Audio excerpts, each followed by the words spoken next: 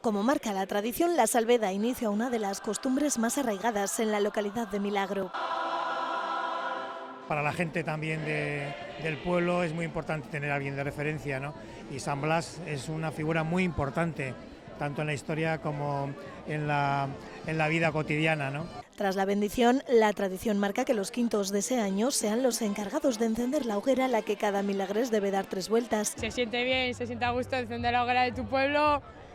Ser quintos, pues qué más se puede pedir, ¿no? Las 3 vuelticas no se pueden dejar nunca. De esta forma tendrán la garganta protegida durante todo el año. Que todos los años esté la garganta cuidada. Antes de santo fue doctor y curaba la garganta. A San Blas hay que dar siempre una vueltica en la hoguera para que nos proteja los huesos y nos proteja a todos. Y como parte de esa tradición, los quintos son los encargados de repartir los roscos, las nueces, los higos y el moscatel. Me parece que han hecho 3.500 o por ahí. Para nosotros, protector de los milagreses. Sangre de Cristo, glorifícame. De esta forma, Milagro mantendrá las gargantas sanas durante todo el año.